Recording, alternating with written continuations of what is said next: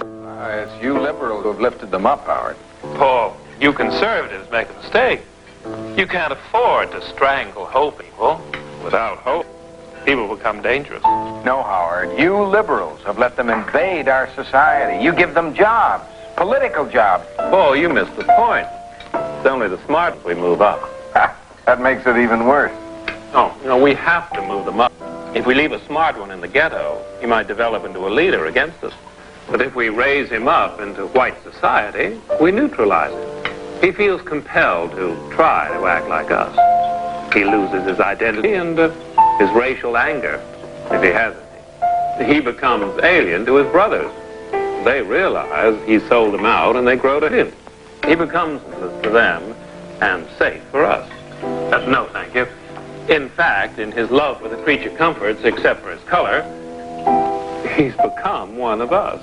Look at this goofball ass nigga. Right.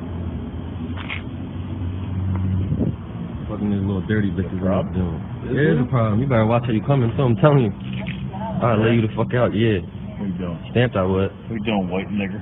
Huh? What you said? You heard what I said. I'll put you out right now. You will? I would. You have no idea. I will fucking kill you.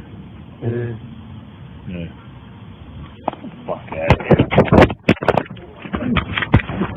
Pussy, put him to sleep. Put him to sleep. Fuck you talking about? Put him to sleep, boy. Bro, watch that shit, cuz. Told you all that. Golden gloves, you hear me? Get the fuck out of here now. Umbrella. She's up. Whole nother level of shit you can't even understand. What is good, my people? We are live back again with another episode of The Forecast. Now, a lot of people are using this Jessie Smallette case to try to say a lot of the racism we experience is just made up. In fact, they are the victims of racism. And now this group that is historically known for making false allegations, all of a sudden now they believe it should be punished severely. Never mind the fact that to this day they still call 911 on us all the time, making false accusations, starting trouble, and then trying to play the victim. Now, I do think what Jessie Smallette did was a crime and he should be punished. But the thing about this case, first of all, they were able to put together surveillance video. They could see everything that happened to him that night. But when it comes to all this black-on-black crime in Chicago, none of it's on surveillance cameras. To the point where so many people can get shot and they still have no suspects. But with Jessie, they could see almost every step he took. And I don't condone what he did, but I'm not mad at him. We have a long line of people to worry about before we can get to the lie Jessie told. There's no telling how many false accusations that got black people killed in America. There was the Duluth lynchings in 1920. 3 black men, Elias Clayton, Elmer Jackson, and Issac McGhie, who was working for the circus, who was in town for that one night. And 2 white people, Irene Tusken and James Sullivan, just so happened to go. Now, I don't know what happened, but the next day, the white boy James Sullivan told the police that 6 black men held him at gunpoint while they robbed him and raped his girlfriend. Now, even the white doctor in 1920, that examiner, said it was no evidence of rape at all. But 6 black men were still arrested anyway. Then the lynch mob, which they said could have got up to 10,000, broke into the jail and pulled out 3 black men. Then they beat and tortured them before they hung them in public. And even though all of the evidence says these brothers were innocent, nobody was ever charged for their murders. And even though, thanks to our ancestors, it's not as bad as 1920, throughout history, we have example after example. Until this day, they're still doing it. Like Cornerstore Caroline, 50 or 60 years ago, she would have got that little boy lynched. But was she punished for falsely accusing the little boy of sexual assault? Then you have cases like what happened to the brother Marc Pepples in Detroit, where he got the police called on him for gardening while black. The troubling case dubbed Gardening While Black. An African-American man who's an urban farmer ended up on trial over the allegations of 3 white women angered by his work on a community garden. 7 Action News reporter Kimberly Craig tells us what happened and how it played out in court. Marc Pepples went on trial this week on 3 counts of misdemeanor stalking, and by the time it was over, the judge had harsh words for the 3 women who claimed to be the victims. These women you know, clearly were lying, you know what I mean? Clearly they were lying. They complain saying that you have threatened them in the past. Marc Pepples says for months, 3 women who are white repeatedly called Detroit police on him for working on a garden in an old park on the city's east side, falsely accusing him of being a pedophile and having a gun. And when he painted trees red, black, and green, colors of the Pan-African flag, he was accused of being in a gang. None of this was true. None of it is true. You know, it wasn't a mistake. It wasn't, this was purposely done to try to destroy my life. People's attorney Robert Burton Harris says this was a case of gardening while black, where you have people calling the police on mostly African Americans for doing very mundane things. Do you think she moved into this neighborhood to be called a racist? This man is a friend of one of the 3 women whose complaints ultimately landed Pepples in handcuffs, charged with 3 counts of misdemeanor stalking. So you got to cuff me and all that? They were willing to call me a pedophile. They were willing to call me a gangbanging, gun-toting racist, you know what I mean? And I was doing anything but planting the seed, you know, to try to help my community grow. Hey, the part about him coming out and farming and teaching kids how to farm, it's fantastic. Oh my God, you know, please do more of that, you know.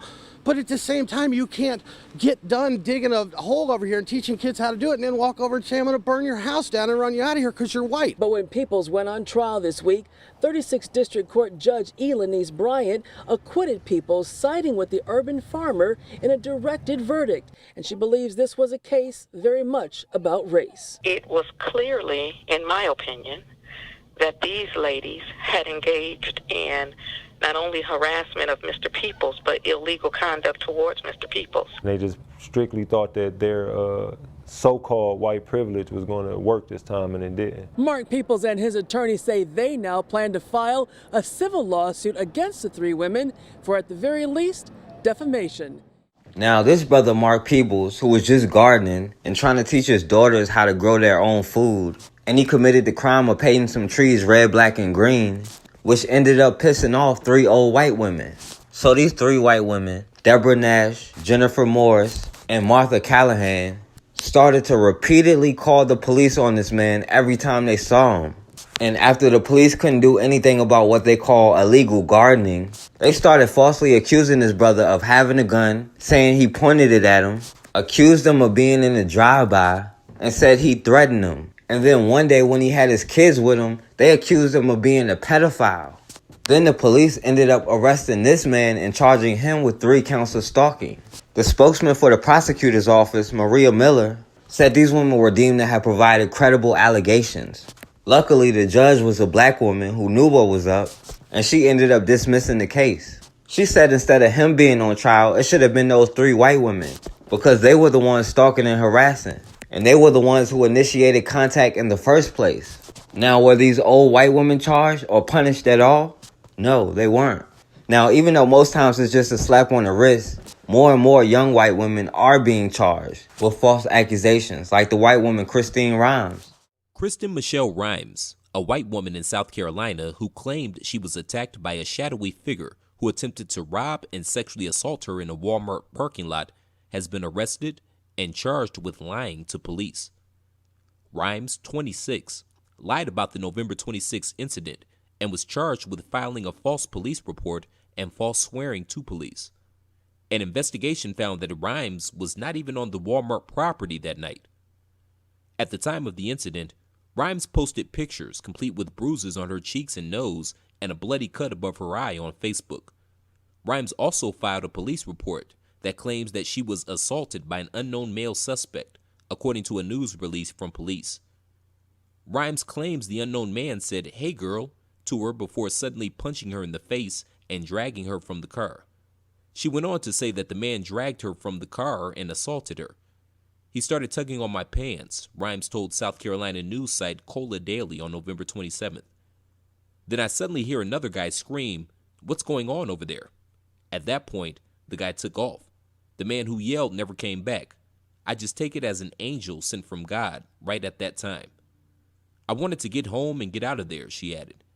"I went first thing Monday morning to file the police report to pull camera footage, which I'm so mad at myself for not calling them that night. I think I was still in shock." Rimes claims she didn't get a good look at the suspect, Yet when asked for a description, she was oddly specific. He was a black male, medium build, wearing a hoodie with a jacket over it, she said, repeating the often used trope of blaming a mystery black man of assaulting a white woman. According to police, Rimes' post about the incident and subsequent police report caused a public concern, police said in the news release. Rimes was arrested in December and taken to the Alvin S. Glenn Detention Center, police reported in the news release. Her claim of her assailant echoes hundreds of incidents over the years where a panic was caused when a woman implicated a phantom black man as an assailant. Now, this white girl went out of her way to lie about a black man assaulting her. She said while she was in the Walmart parking lot, a shadowy figure came out of nowhere and said, "Hey girl," and punched her in the face, and then tried to rape her until somebody yelled and then the guy ran off. But then the guy that yelled somehow disappeared. She even posted pictures of herself with cuts and bruises on her face. And then it turns out she was never at the Walmart in the first place. She went out of her way just to lie about a random black man. Now, she did get arrested and charged, which is different from even 10 years ago. But her just being charged isn't enough. That white girl, Breanne Harmon, was also charged after she beat herself up, then ran into a church half naked and said 3 black men did it to her. Now, they did charge her after she was caught in her lie, but eventually, she didn't even have to do any jail time. They gave her a special probation. If she completes, she doesn't even have to say she was convicted of a felony. Even the ones who are charged, somehow the story goes away. Just like the case with the white girl Rachel Massor. They charge her, but before the punishment, somehow the story goes away. The woman who told University of South Carolina police she was almost kidnapped is now in trouble with the law. That's because police say she made the whole thing up. 18-year-old Rachel Massor is charged with filing a false police report and false swearing. Massor told police that a man in his 30s grabbed her arm from behind and told her to come with him. She claimed it happened around 10:30 this morning on Pickens Street in Columbia. University police and city police searched the area but did not locate the suspect. Police say they later found out that Massor lied about the incident and it never happened. It's right behind me on the corner of Pickens and Blossom Street at a very busy intersection on the USC campus where 18-year-old Rachel Massor claimed that yesterday afternoon someone tried to kidnap her in broad daylight. But come to find out, the surveillance cameras in the area tell a very different story. But we had to tell her the truth. We had to give her the reality of, we know that you're lying. We have surveillance video at the time, the location of this incident and what you're alleging, and we know that it's not the truth.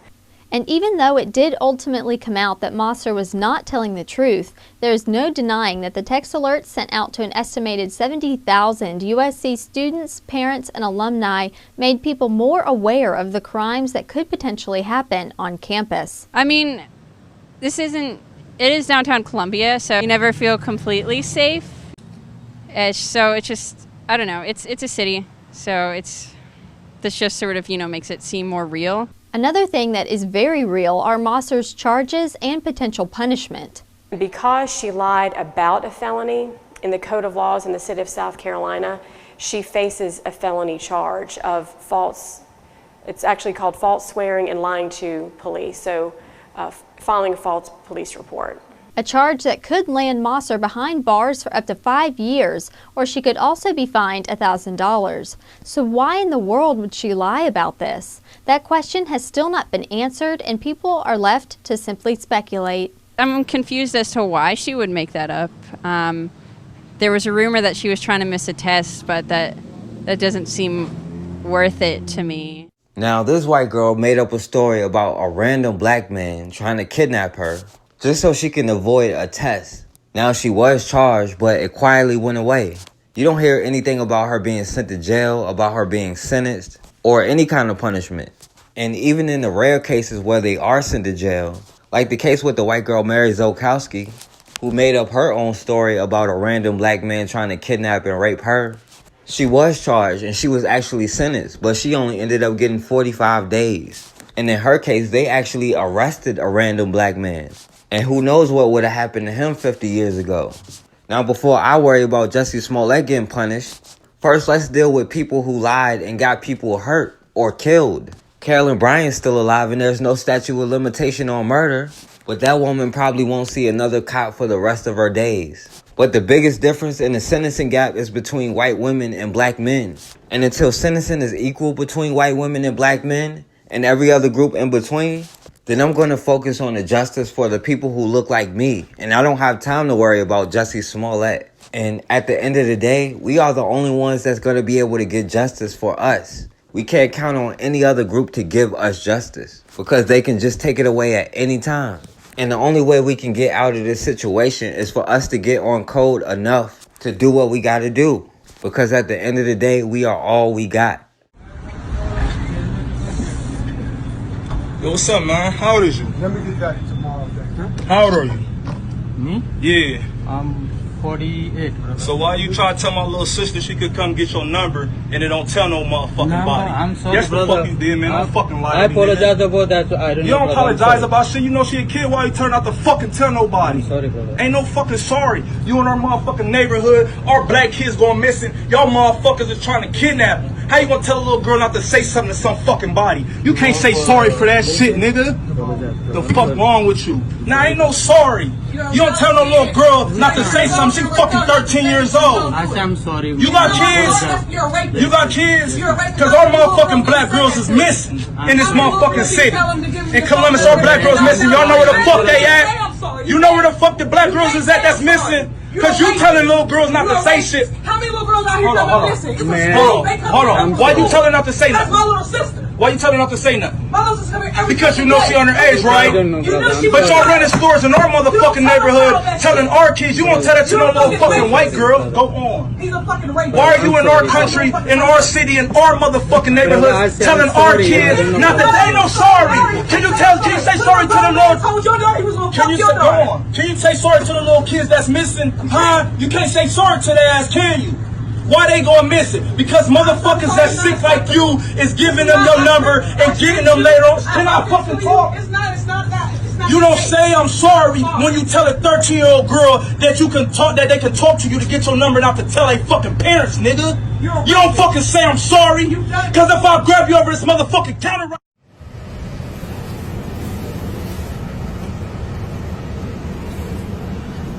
Out of the car. I'm not stepping out of the car. No, you cannot pull me out of the. Yo, why are you pulling a gun on me? Why are you pulling a gun on me? Take your seatbelt off. Why are you pulling a gun on me? Get out. Why are you pulling a gun? Why are you pulling a gun on me? Why are you? Stop reaching for shit. Why the fuck? Hey! Out of the car. Hey! The car. Hey! I ain't did nothing wrong. Why are you pulling a gun on me? Why are you pulling a gun on me? Why are you?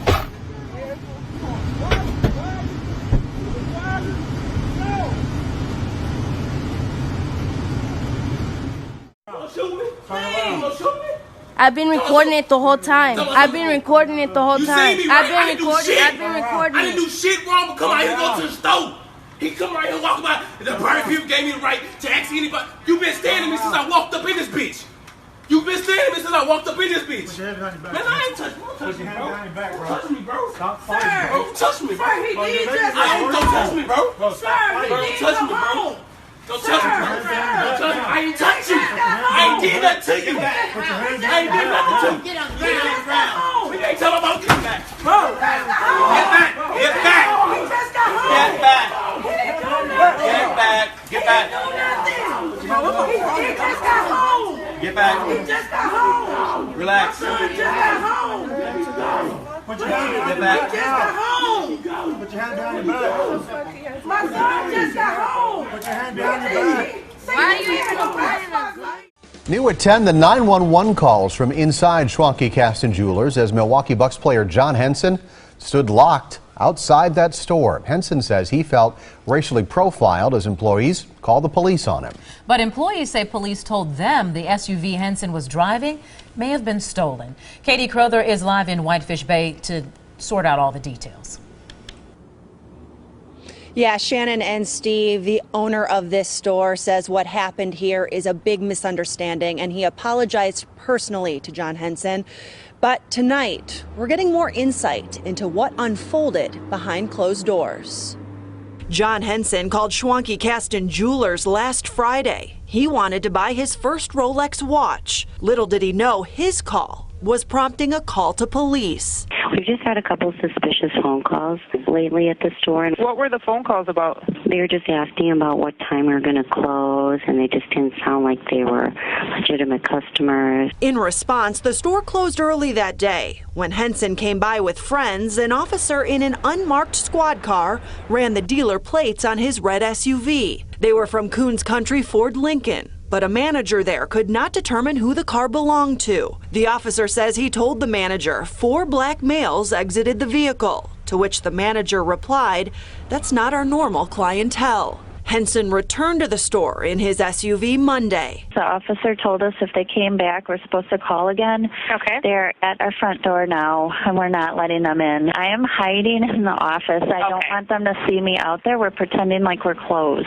I don't feel comfortable letting them in. Responding officers determined one of the men outside was Henson and told the store to open up for him. I have officers there. They'd like you to come to the door if you could, please. Why do I have to come to the door? Can the officer come to the back? I'm not going to the front door. After unlocking the doors, employees requested that a police presence remain.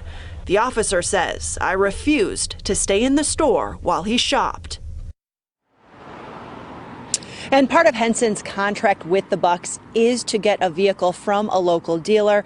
Now, the owner of Schwanke Caston did release a statement that says, in part, racial profiling is never acceptable, and we deeply regret how the circumstances unfolded. As for Henson, he just said he doesn't want this to happen to anyone else. Reporting live in Whitefish Bay, Katie Crowther, today's TMJ4. Katie, thank you. The owner also says that he and his employees are on high alert after recent robberies. He mentioned a burglary at the jewelry store in Green Bay.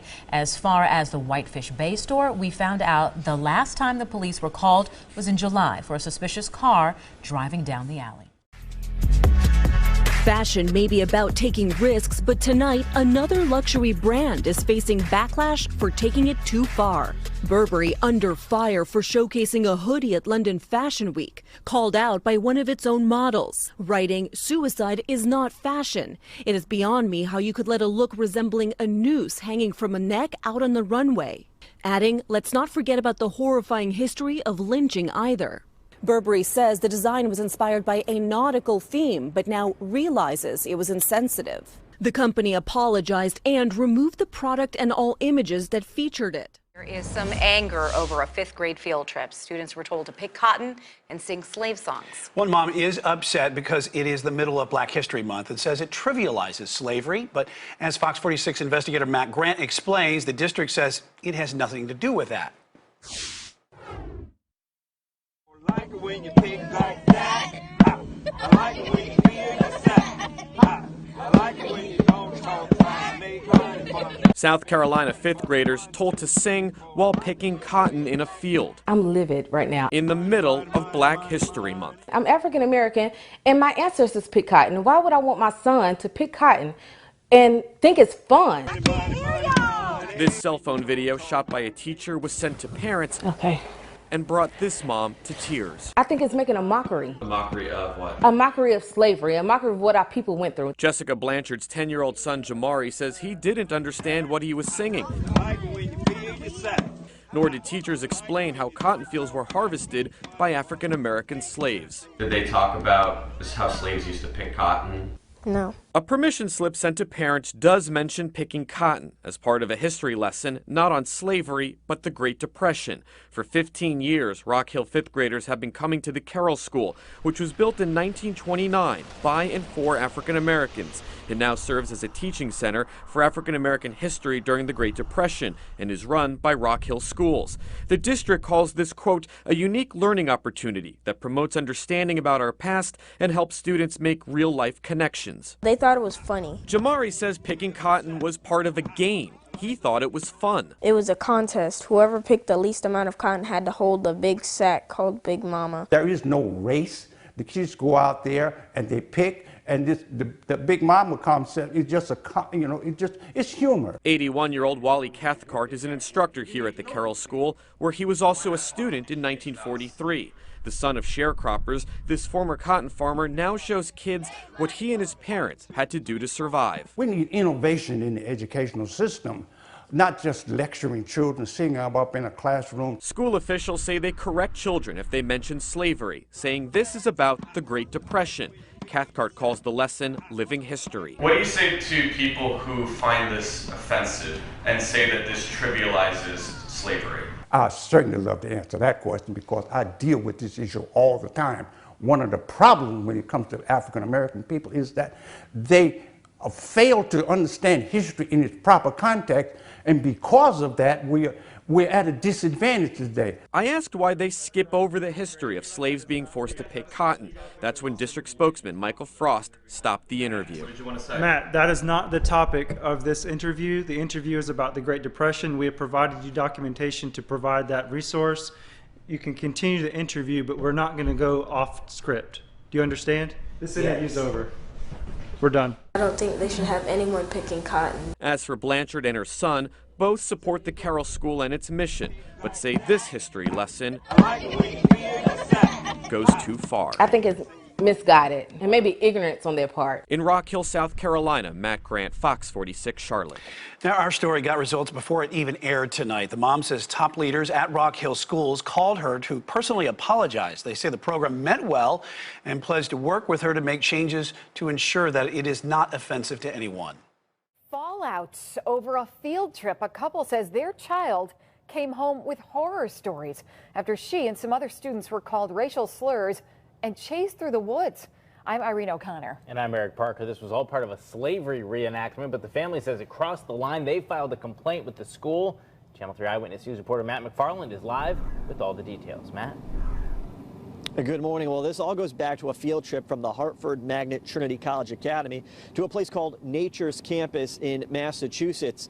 And during that slavery reenactment, students said that the counselors there said that they were, quote, not a person, but rather property, even using the N-word during this reenactment. Now, one couple says they want an apology from the district and saying that if these field trips continue, that portion needs to be left out. The fact that they use the N-word. I mean, how dare you do that, say that to my child and call it an educational experience? How dare you say that to any child? Sandra and James Baker have been battling the Hartford School District for nearly a year, one they've now taken directly to the school board. I ask that you imagine these phrases being yelled at your 12-year-old child and their friends.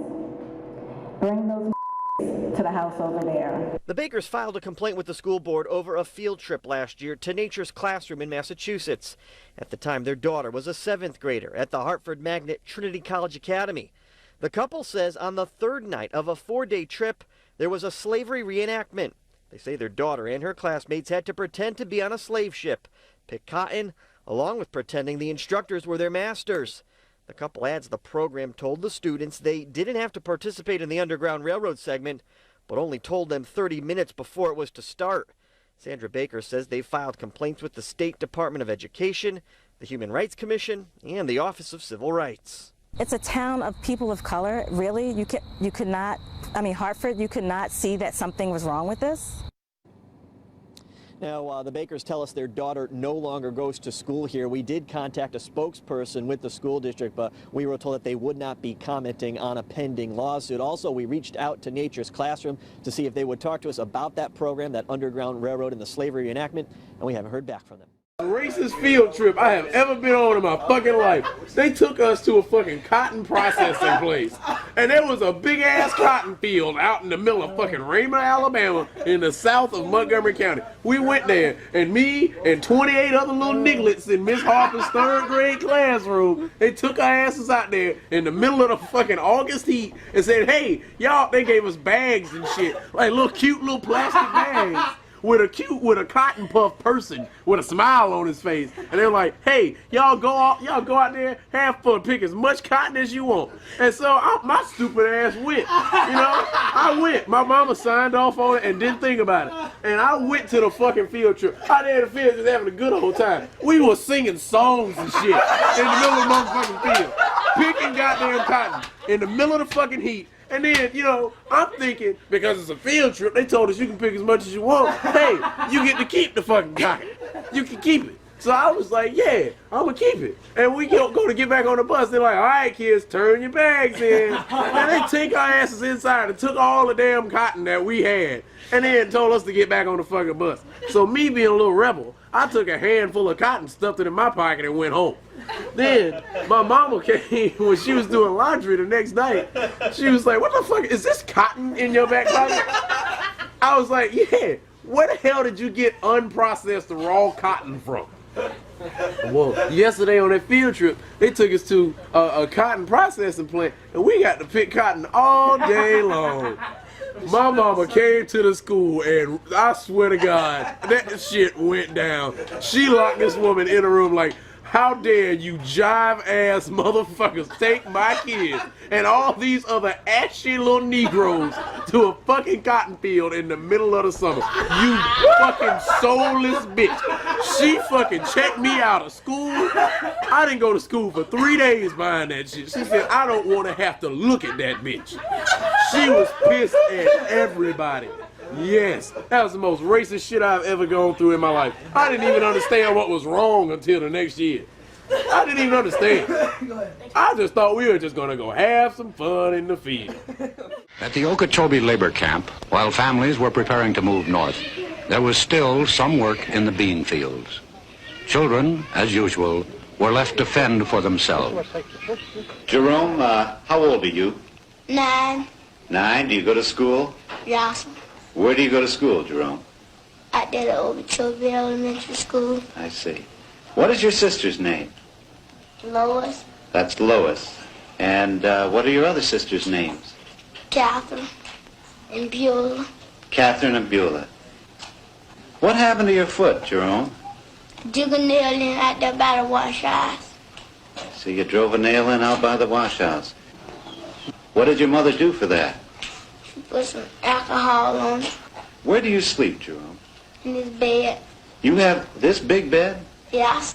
What happened? How did you get that hole in that bed there, Jerome? The rats. The what? Rats. Now, Jerome, you are taking care of Kathy, of Beulah, and Lois. Yes. Now, are you going to give them lunch today? Yes. What are you going to feed them? I don't know, sir. Do you have any food here to give them? Yes. I see. What time does your mother come home? I don't know, sir. The following day, Arlene King, the mother of Jerome, Kathy, Lois, and Beulah, again was picking beans. Aileen King, I saw your children yesterday at the Okeechobee camp. Why didn't you put them in the nursery? I don't make enough to pay for it. How much does it cost to put them in? 85 cents. 85 cents. That's right. Aileen, what time did you come out the field this morning? 6 o'clock. What time will you get home? About 3:30, 4 o'clock. 6 this morning to 4 o'clock this afternoon. That's right. How much did you earn? $1. $1? That's right. $1. Is that because the beans were of poor quality? That's right. Has this happened before? That's right. How much will your food cost you today? About $2. Aileen, how old are you? 29. How many children do you have? 14. How old were you when you first started working in the fields? 8. You've been working 21 years in the fields? That's right. Aileen, do you ever think you'll be able to get out of this kind of work? No, sir.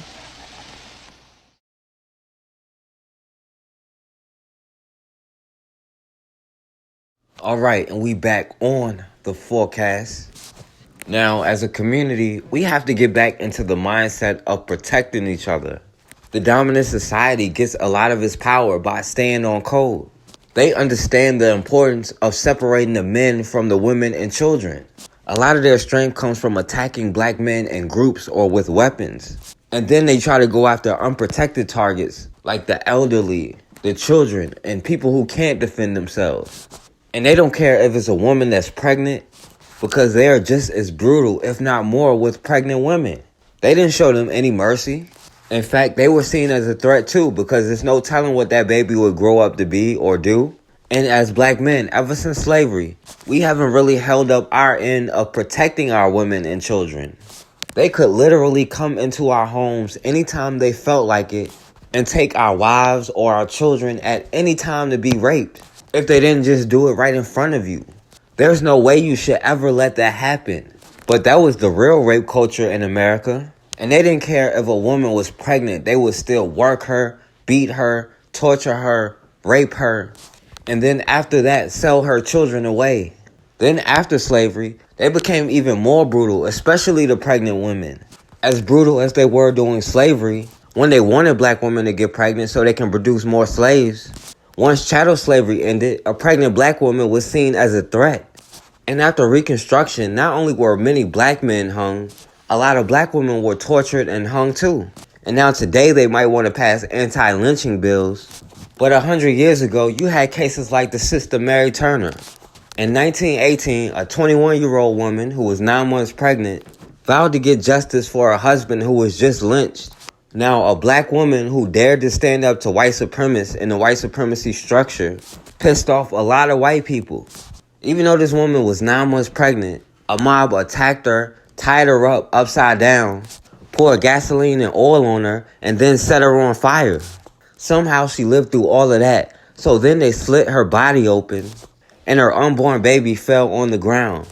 And then people took turns stomping on the unborn baby, crushing his head and his body until it died.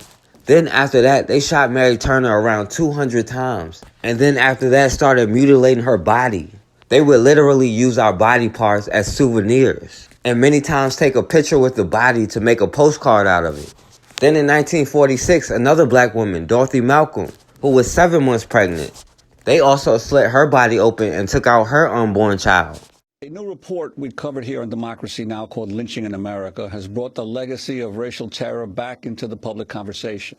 And now federal authorities are reportedly investigating whether people who carried out one of the worst mass lynchings in recent history are still alive and can be brought to justice. It was July 25th, 1946, when a white mob in rural Georgia ambushed a car carrying 2 African-American couples, dragged them out, and shot them to death. One of the men, George Dorsey, was a military veteran who had recently returned from serving 5 years overseas in World War II. His wife, Mae Murray Dorsey, was also killed. Dorothy Malcolm, the other woman in the car, was 7 months pregnant. The mob cut her open and removed her unborn child. Her husband, Roger, had just been bailed out of jail after he was accused of stabbing a white man. A coroner estimated people in the crowd fired more than 60 shots at the 2 couples at close range. The horrific attack was carried out near Walton County, Georgia, not far from Moores Ford Bridge. It became known as the Moores Ford lynching and sparked a national outcry, even prompting President Harry Truman to push for civil rights reform. The FBI also investigated, but no one was ever convicted of the 4 murders. Now that could all change. A relative of one of the men allegedly involved in the attack has come forward in a videotaped interview with the NAACP. Wayne Watson says his uncle and several other men he named were members of the Ku Klux Klan. This is a clip from his 2013 interview with then-president of the NAACP, Ben Jealous. If people try to bribe me, I've been to prison, a detention center. Why does this case bother you so much? I mean, you've had a lot of people ask you to keep your mouth shut. Yeah. Why do you stay interested in it? Why? Yeah. Because I'm tired of it. I'm tired of when you go through life, you living with lies or you living with people talking about things. I want it all over with. The racism, I mean, I've been on the street and I told people I dated a black woman and everything, and you can't get nothing. A white man goes around here and says he dating a black woman or hang around black people. You can't get no loan. You can't go to no bank, borrow money or nothing. They turn you down. This week, the Guardian newspaper reported that after Wayne Watson's interview, the FBI spoke with one of the men he identified, his uncle, his father's brother, a man named Charlie Peppers, who's now 86 years old. Pepples said 2 FBI agents visited him last year and questioned him for about 40 minutes. The FBI has not confirmed the report, but says the probe into the attack remains an active investigation. Alan Cook, the DA, was trying to find out who knew about it, nothing like that. Evidently, my attorney told somebody or told him.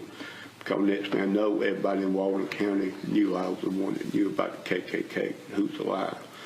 And people try to bribe me. I've been to prison, a detention center, and they offered me money. Robert Mitchell offered me $250,000 to keep my mouth shut and walk away in '99. I told him I wouldn't do it. He said, "You'll be dead before you ever testify." Now, during the Moore Ford Bridge lynching in Georgia, where 2 couples were brutally murdered by a lynch mob, the 2 women had their arms broken so they could be tied to a tree, and then all 4 people were shot up. They literally cut the fetus out of their sister Dorothy Malcolm. But no one was ever arrested or even charged for these murders. Even though they know who did it and the people are still alive today, but they still haven't charged anybody or put anybody in jail because they stay on code. And today they still do the same thing. Just like that white man who tried to attack that pregnant black woman in the parking lot. He just didn't realize there was an armed black man who was practicing the Second Amendment, was going to be there and ready to protect this woman. And when there was a black man there to punch him in the face, then all of a sudden he turned into the victim. And it's not just regular citizens. The police themselves have no problem going after pregnant black women. The Chicago police caused the sister Elena Turner to have a miscarriage after they tased her in the stomach while she was pregnant. Tonight, a CBS 2 investigation. A Chicago woman says a police officer caused her to have a miscarriage when he shot a taser into her stomach.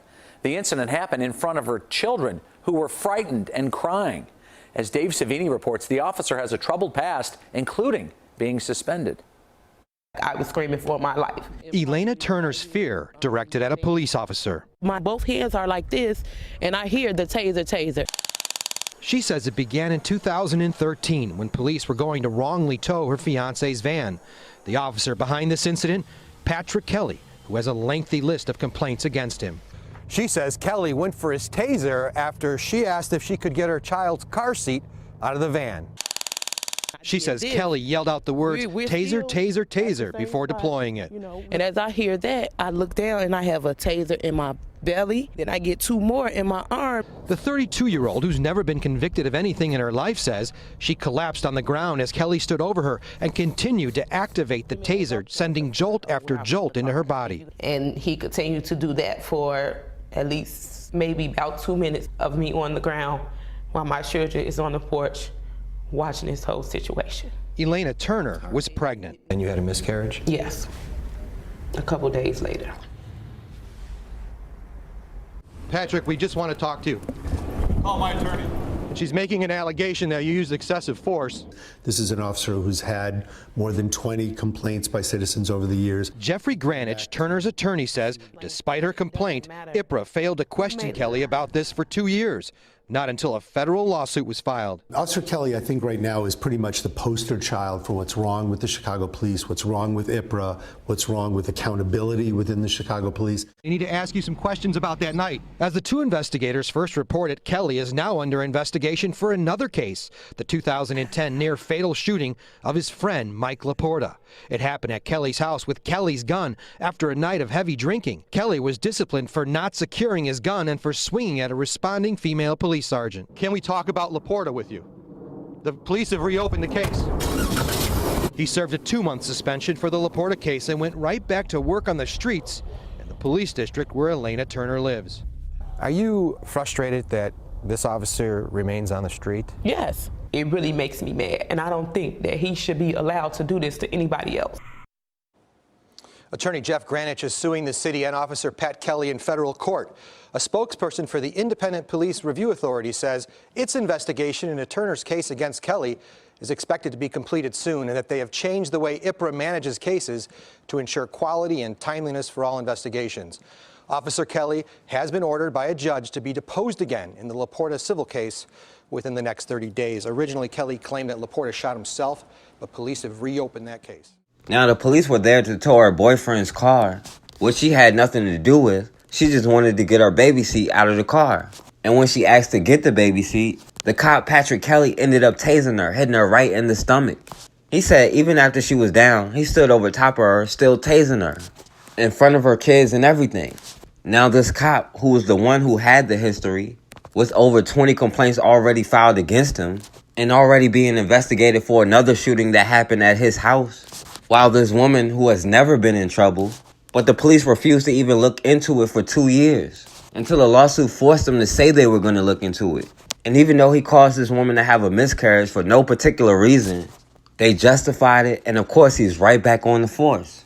In Indianapolis, another woman, LaDonna Dixon, who was also pregnant, she ended up getting beat badly by Officer Scott Childers, and he caused her to have a miscarriage. Did the officer step outside of the color of law when he decided to give my client 2 black eyes and send her to a jail where she loses a baby? I cannot think of any reason why someone could walk away from a police encounter with these bruises, with 2 black eyes and busted lips and cuts on her arm and cuts in her face.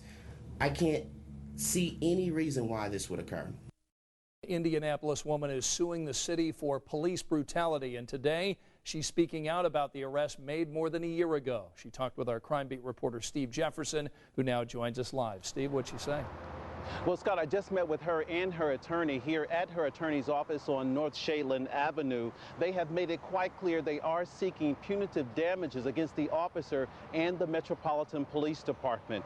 The alleged arrest injuries happened in June of 2009. That's when 25-year-old LaDonna Dixon says an officer beat her for no reason. Dixon says she was trying to stay with a friend who paramedics were treating for a seizure. And that's when he grabbed me by my right arm. And he pulled me to the ground, started kicking me after he handcuffed me, maced me. Dixon says the officer ignored her warning. She was pregnant. I told him, I said, "Sir, I'm pregnant." He says, "I don't care." Proceeded to kick me and beat on me. The injuries happened June 2009 on Nelson Court as she refused police orders to stay away from a friend being treated by paramedics for a seizure. Her attorney, Everett Powell, says they decided to file the lawsuit. He calls the alleged arrest injuries inexcusable. Despite the strong allegations from LaDonna Dixon, he remains on the street enforcing the law. I just want to make sure that I can protect everyone else because I didn't get protected. This person was angry, was enraged, and just beat her. She was beaten so bad that she passed out. She was hemorrhaging directly after getting beat like this. Dixon claims that the beating continued there off of her front porch. She says she miscarried at the processing center just hours after her arrest. This is a crime. Point blank. This is a crime. Now, this woman, LaDonna Dixon, who had called paramedics because her friend passed out at her house, and she said she was trying to stay with her just to make sure she was okay, but Officer Scott Childers said she couldn't be around and she had to go in the house. The cop said she didn't do what he told her to do and she wasn't complying. So he had to beat her and stomp her and tase her, even though she was pregnant and she ended up losing her baby. Of course, he wasn't punished at all and he's still on the force. Then in Georgia, you have another woman, Raven Dozier, who got kicked in the stomach by DeKalb County Police, Officer Jared Willer. And this woman was 9 months pregnant at the time.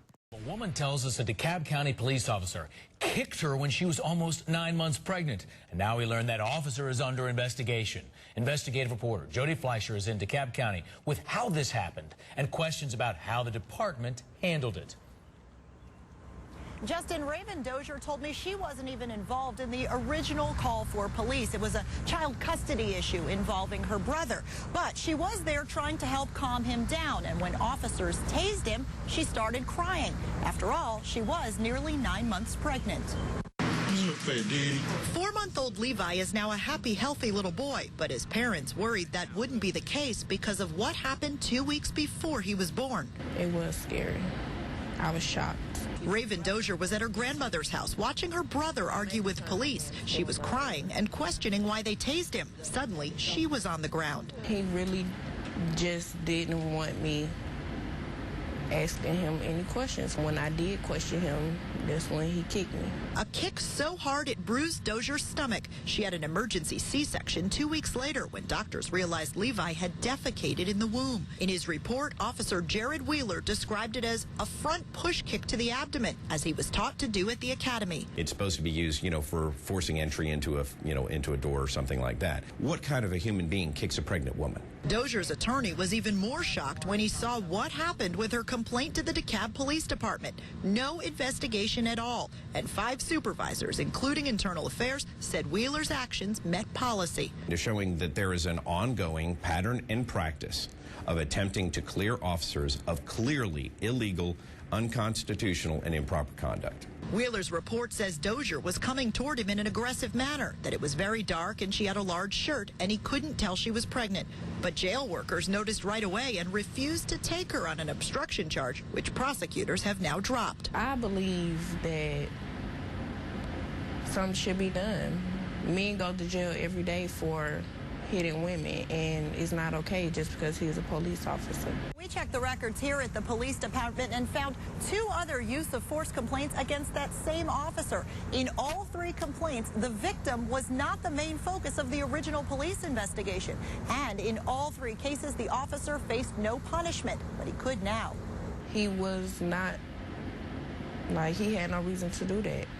And for higher authority for his boss to say that it was okay, his boss is wrong too. We filed an open records request and found 2 more use of force complaints against Wheeler. One from a woman whose daughter had just been in a car accident, another when Wheeler responded to the wrong address and shot a family's dog. The department justified his actions and exonerated him. Into showing that there is an ongoing pattern and practice of attempting to clear officers of clearly illegal, unconstitutional, and improper conduct. Wheeler charged Dozier with obstruction. This afternoon, prosecutors dropped that obstruction charge against Dozier, and now they're turning their attention to Officer Wheeler's actions. A DeKalb spokesperson didn't want to comment on how the department handled this incident. Now, the police were there over a custody dispute with her brother, which she had nothing to do with, but she was out there trying to calm her brother down and trying to get the police to stop tasing him. Now, this cop, Jared Wheeler, said she was coming at him, so he decided to front push kick her in the stomach like he was trained to do, even though she was almost 9 months pregnant. This cop said it was dark, she had a big shirt on, and he couldn't tell she was pregnant, even though the workers at the jail immediately could tell she was pregnant and refused to even book her. She ended up having to get an emergency C-section after her baby was defecating in the womb, but luckily her baby was born healthy. She tried to file a complaint, but the police didn't even look into it. They just automatically signed off on it and justified it. And even though he was the one that had a history and complaints against him, he was never punished and is still on the force. Now, none of these women had anything to do with the original call for why the police was there, but they all ended up getting assaulted regardless if they were pregnant. Now, you're never going to see stuff like this happening to white women, and if it was, there would be an all-out war. And we have to protect those of us who can't protect themselves, like the elderly, children, women, especially if they're pregnant. The dominant society has no problem putting us back in our place, even if that means killing us, if they even think we're thinking about uprising.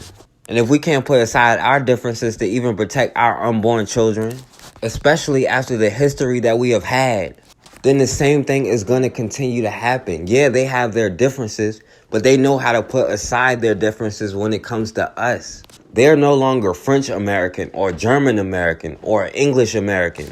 They get on code with their whiteness. And in order for us to protect ourselves, we have to get on code. They have done so many sick things to us. At some point, enough has to be enough. And we have to realize we are the only ones that can change things. And at the end of the day, we are all we got. I can honestly say I've never gone by that memorial and not felt some level of regret or shame. Hometown hero, Police Chief Mike Tusken, is motivated by the same family secret that haunts him. You know, nobody wants to talk about a lynching that their family was involved in. Tusken was in his mid-20s when his mother first told him his grandfather's sister played a significant role in the darkest day of Duluth's history. My great-aunt was at a fair out in West Duluth and comes home and alleges that she was sexually assaulted. by 3 African-American men. An allegation that was enough to incite a mob of nearly 10,000 people. It was proven false after a doctor's examination confirmed there was no evidence of rape. According to documents from the NAACP, the 19-year-old told the lie to cover up her own misdeeds with a man by the name of James Sullivan. And I'm not sure that anyone but Irene would ever be able to speak to that. Irene Tusken took the lie that she told about the 3 men to her grave. KUWS radio host and founder of the Clayton Jackson McGhie Foundation, Henry Banks, says the lynchings still have a direct impact on issues facing the Duluth African American community today. The unemployment rate, the lack of real professional opportunities for communities of color, the mistrust that's still here, that's all from the 1920 lynching. It just carries over.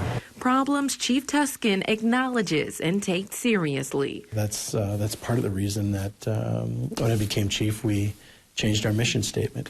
Despite the lynchings happening 48 years before Tusken was born, his family's history fuels his dedication to create a better Duluth. Nothing I will do in my lifetime will ever take away the terrible tragedy that happened in 1920.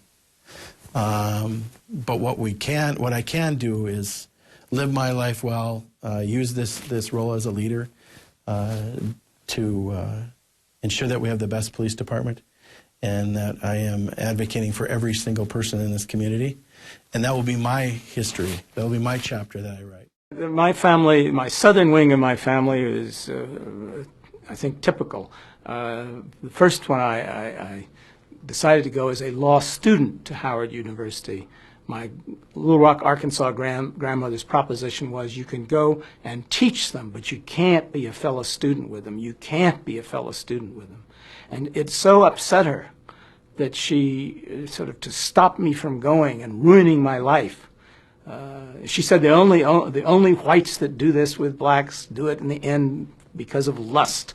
And she said we had a white minister and he preached equality and brotherhood, and in the end he ran off with a black woman, and every white man who does this is basically doing it for lust. It goes back to the old, the slavery relations and white women's fears about what intercourse, social intercourse would mean if it was black and white. This great grandmother who adored Eleanor Roosevelt, but on this issue of black and white, just was horrified that I would be a student at a black school. She, as her final act to stop me, she said, she sort of collapsed, and as we carried her upstairs, she was saying, if God made them equal, I hate God, I hate God, I hate God. It was very, very deep inside of people. And it isn't just the United States, race prejudice is 3,000 years deep in India, where caste comes from color. It's an incredibly deep prejudice in the human mind. And we made great progress in uprooting a good part of it during the 50s and 60s. Philadelphia police are investigating a note written by a member of the force to a fellow colleague. Well, that letter called that person grotesque and a filthy animal. Eyewitness News reporter Anita O joins us now from police headquarters to explain exactly what might have sparked this kind of letter. Anita. That's right, Natasha and Jess. Commissioner Richard Ross says that it is not clear who this letter was directed to. What is clear is that it was highly offensive, inappropriate, and also contained racial undertones. I had to read it a couple times to say, wow. I mean, wow was my first response. Philadelphia Police Commissioner Richard Ross is responding to an offensive letter written and signed by a homicide detective to a fellow colleague. When approached, he said he wrote it. The detective admitted to taping the letter above a trash can in a shared workspace after another officer reportedly left rib bones from dinner in the garbage. Never really seen it done quite like this. And so I'm deeply disturbed and dismayed by it. The detective has been with the department for 22 years, says Commissioner Ross, and has a clean internal file. The letter reads in part, quote, "You can't blame a filthy savage for being a filthy savage," and, quote, "As I'm sure you were not burdened by significant schooling, you simply are ignorant of the fact you were little more than an upright animal." There's no indication that he knew exactly who he was addressing. What is clear, Ross says, is his commitment to upholding the integrity of the department. The officer in question has been removed from street duty pending the outcome of the investigation, but the consequences could be severe. It's possible dismissal. Now, Ross says that he has never spoken directly with this detective in question. He adds that he is committed to enforcing all of the training and practices for all 6,500 sworn officers. I ask that Ted Wheeler immediately resign as head of the police. This group is outraged over what the Willamette Week uncovered. Hundreds of text messages between Portland Police Lieutenant Jeffrey Nia and Joey Gibson, the leader of the right-wing group Patriot Prayer. I didn't think it was going to be a big deal. It's like, it's just text messages that I've been having with the police department. In one of those text exchanges, Lieutenant Nia addresses the fact that a Patriot Prayer member has an active warrant out for his arrest. Nia wrote, "Just make sure he doesn't do anything which may draw our attention if he still has the warrant in the system." In another text message during a protest, Nia wrote, "Now's a great time to break down the rally and be able to leave. We have a large group of Antifa trying to flank us and you. We are stopping them for now, but not sure how long." I'm particularly concerned about the encouragement that seems to be offered to Mr. Gibson. He associates himself with people who are in fact white supremacists and white nationalists. Mayor Wheeler says this sort of communication undercuts the credibility of the entire Bureau. Here's a point you need to understand. But an adjunct professor of criminal justice and former Hillsborough police chief says beyond giving away tactical information and getting into specifics about people and warrants, there's absolutely nothing wrong with communicating with adversarial people representing an adversarial group like demonstrators. Nothing wrong with that at all, because the goal is public safety, their safety and the safety of the community. We build rapport, we talk to folks, and in part that's to try to get information out of them that's going to help us do our jobs better. That's Lieutenant Craig Morgan. He's the president of the Portland Police Commanding Officers Association, and tonight he's standing by Lieutenant Jeff Nia as backlash continues to build against him and what some have called a friendly relationship with the head of Patriot Prayer, Joey Gibson. I understand that it might appear one-sided and that Lieutenant Nia is speaking far more with Patriot Prayer than he is with Antifa or left-leaning groups. The reality is he has made active efforts to reach out in both directions. The reason it appears lopsided, I think, is that he is it's been more receptive coming from Patriot Prayer. On top of all of that, Morgan says he's upset with Mayor Ted Wheeler and Commissioner Joanne Hardesty, calling their statements last night, quote, a rush to judgment. My initial reaction was, quite frankly, disappointment, primarily in the mayor, and it feels like the process will not be impartial for my member, which is obviously really concerning. And with the mayor now ordering an investigation into possible Bureau bias, Morgan says when the dust settles, one thing will be clear. I'm very confident that by the time all of this is looked at, not only will they conclude that Lieutenant Nia was within Police Bureau policies, but that his behavior was absolutely appropriate and that it was designed with the intent of making Portland safe. And earlier tonight, Chief Danielle Outlaw took to Twitter with the following message saying, quote, the subject of police bias during protests has been an ongoing concern. We recognize the urgency of this matter and will work with our community to identify solutions. Well, now to a related story that a number of viewers have asked us about. WKYC cameras caught one of the Cleveland EMS workers on that marijuana gummies case making what some have interpreted as an inappropriate gesture. Lena Lai just got off the phone with the workers' union rep, and Lena, they're telling you this is all being blown out of proportion. Yeah, Sarah, the paramedics union president spoke to us by phone on that paramedic's behalf, and the paramedic admits to making the sign, knowing that Channel 3's cameras were rolling, but he emphatically denied that he was making a racist gesture. He says he was photobombing with a made you look sign that goes back to a decades-old prank called the Circle Game. It was an ever so brief gesture that was part of our story Monday night, an image that lasted 1 1/15 of a second. Did you see it? Keen-eyed viewers caught it and complained. Less on Facebook. I happened to notice the paramedic making the controversial white power sign, a white supremacy symbol. Did your staff notice? Honestly, Les, no. He is completely appalled that people would absolutely think that he is doing something other than a game. Paul Mellish, the president of the Cleveland EMS Union, spoke on behalf of that paramedic, who we are choosing not to identify because the husband and father of two now fears for his family's safety. He has no idea, that this is anything other than the circle game. The circle game, a prank, according to dictionary.com, that first surfaced in the 1970s and 80s, later popularized by the show Malcolm in the Middle that aired in November 2000. And when you're doing this, below your waist, you get to hit them in the arm. But the OK sign, according to the Anti-Defamation League, was part of a 2017 hoax campaign on social media to stand for white power because of how the fingers form a W and a P. While discredited as a hoax, according to the Southern Poverty Law Center, because some white nationalists have used the sign, people should be careful about using it. Think about this just from a common sense perspective. Why would you sit there on a call like that and sit there and make a racist symbol when you know the media is on you? That doesn't even make sense. So tonight, the mayor's office tells us that the paramedic has been reassigned until the safety director can review the video and decide whether there should be any disciplinary action. Sarah?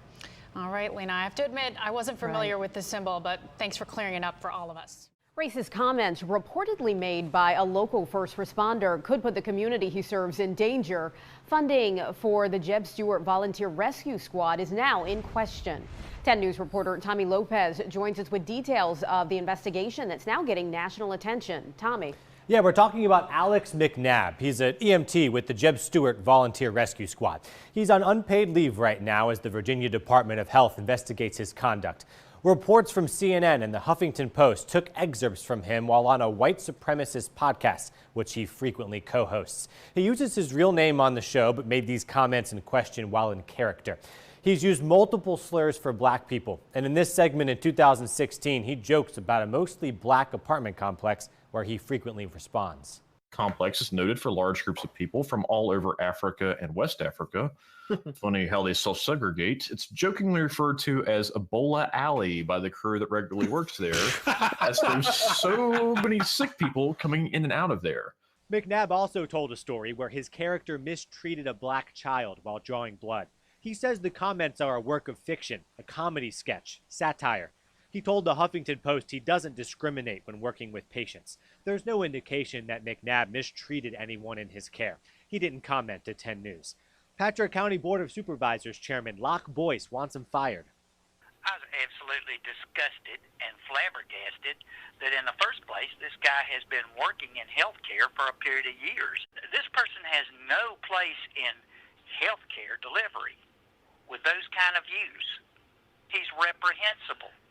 Terrorized that youngster with a needle and stabbed him in the arm using an improper needle size. Did you say that? Did you make that up? Do you think that's funny? I think it's funny. I don't. Alex McNabb has been suspended from his post at Jeb Stuart Volunteer Rescue Squad after a Huffington Post report.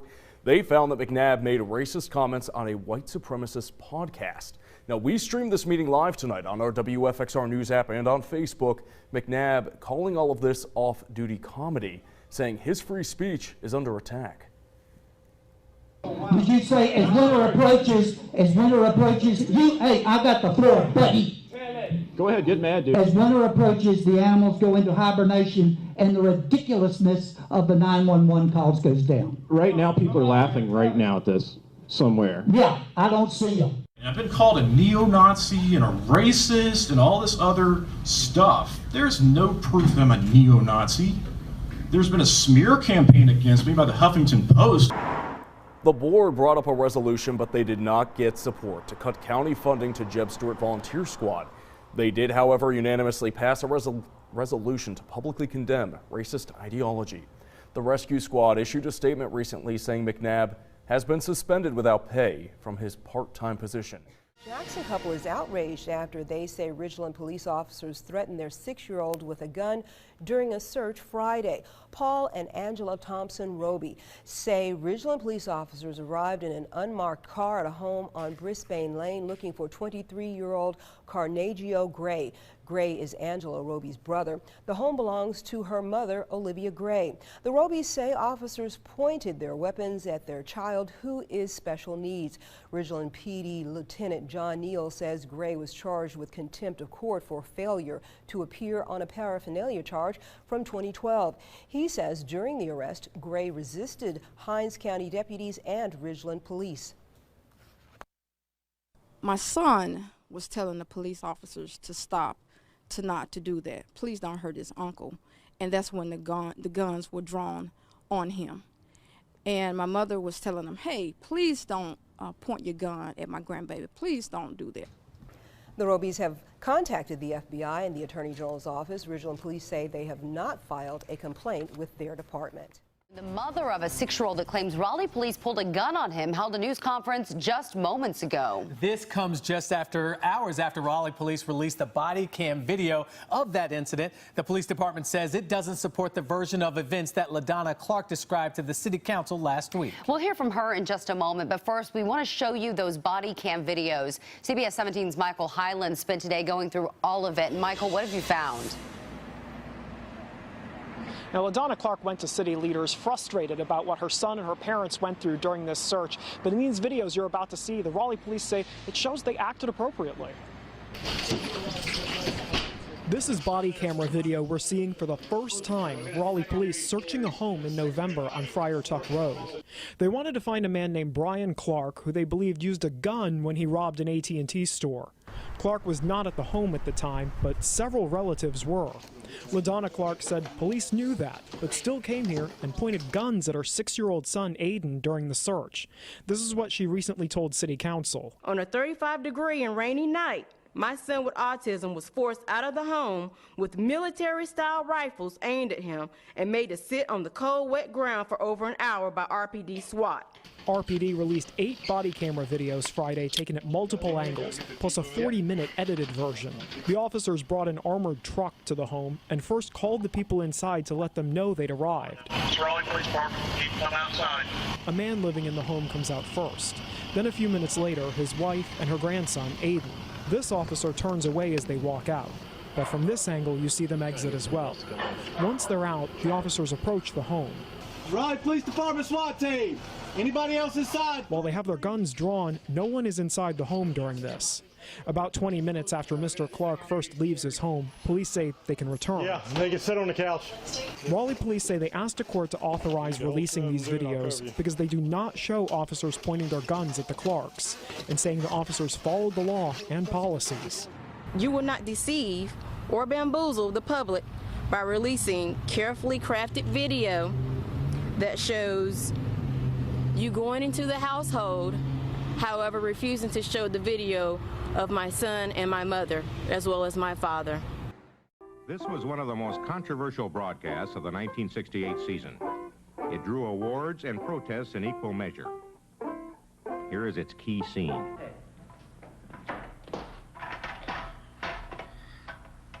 What is your nationality? My nationality is Afro-American. What is freedom? Freedom is black power. What is black power? Black power is... Do you know what black power is? No. Well, then you should never should never make any statements if you don't know what they mean. I'm sorry, I don't know. All right. How old are you, young man? I am 4 years old. You're not 4, Aaron. Now you tell me your right age. How old are you? How old are you? I am 4 years old. Are you sure you're 4? Yes. You're going to let me turn you around and tell you you're some other age? You're 6 years old, Eric. No. I can't hear you, Eric. No. Are you being frightened by me? No. I'm a teacher. I said you're 6. I am 4 years old. All right, then. You stand up for it, then. You shouldn't be weak. You stand up and say it. You ought to scream it in my face if I try to tell you different, right? Yes. Have a seat. Stand up, young man. Are you a Negro, Travis? No. Are you a flunky, Travis? No. What are you? I am black and beautiful. And what else are you? Are you a boy? No. What are you? I'm a man. What kind of man? Black and beautiful man. Or what kind? Are you an old man or a young man? Young man. You, young man, you come here.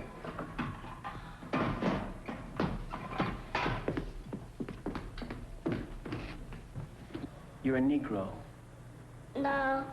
I am your teacher. You are a Negro. No. Suppose I threatened to beat you, what would you say? Aren't you a Negro now? No. What are you? I'm black and beautiful. What is your nationality? My nationality is Afro-American.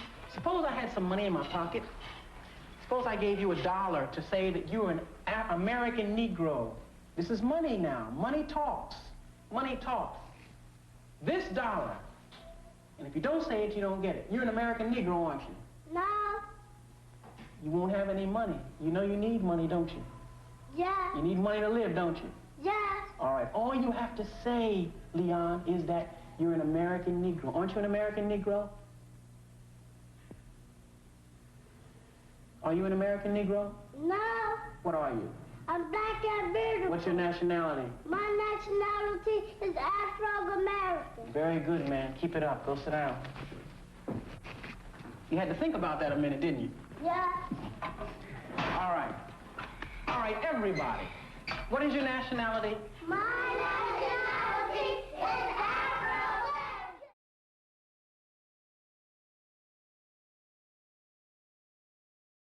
All right, and we back on the forecast. And I want to say RIP to all the people who lost their lives, who didn't get justice. And it's up to us to get justice. Until we create our own system, the same things are going to keep happening to us. Until we're able to punish people for harming us, they're going to keep doing it and getting away with it. But it all starts with unity and supporting each other. We talk about supporting black businesses. Well, we could easily right now create an organization where we nominate and elect the most successful black business people to be in charge strictly of funding and helping grow black businesses. And we all can contribute to it. It'll help these businesses grow and be able to come to our communities. We'll be able to hire each other, and we'll be able to keep money in our communities so we can put towards our own institutions. And until we build institutions that can protect us, then as a group, we'll continue to be a vulnerable target. But until we realize we are all we got and we are the only ones that can change our situation, then we'll continue to be in the same situation. Now, don't forget to like, share, and subscribe. YouTube has been hating. And as always, man, we have got to start standing for something, or we're going to keep falling for anything.